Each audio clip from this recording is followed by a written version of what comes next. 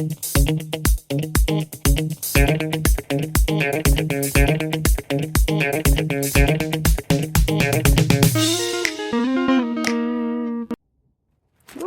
hi.